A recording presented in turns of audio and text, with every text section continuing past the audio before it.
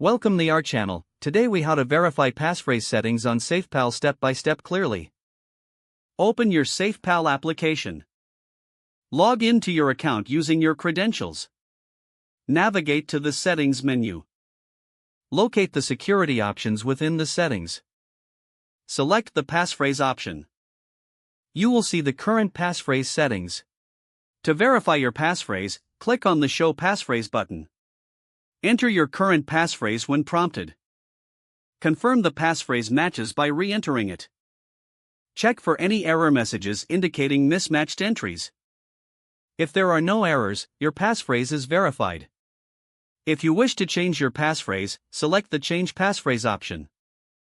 Follow the prompts to create a new passphrase. Make sure to confirm the new passphrase by entering it again. Save your changes to complete the process. Always ensure you securely store your new passphrase. Regularly review your passphrase settings for optimal security. If the page does not load, refresh the browser or try again in a private or incognito window. Make sure you are using the correct email address, then retype it carefully to avoid small typos. If your password is not accepted, use the reset option and create a new strong password you can remember.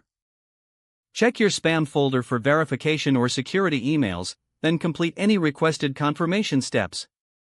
Enable two-factor authentication if available to improve account security and reduce unauthorized access risk. After signing in, review your profile details so your contact information and settings are accurate and current. If you see an error message, note it down and try again after restarting your device and internet connection. Log out when you finish, especially on shared devices, to keep your account and payment information secure.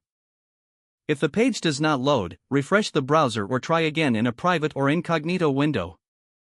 Make sure you are using the correct email address, then retype it carefully to avoid small typos.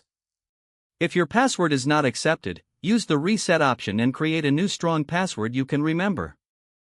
Don't forget to like this video and subscribe to our channel for more step-by-step tech guides.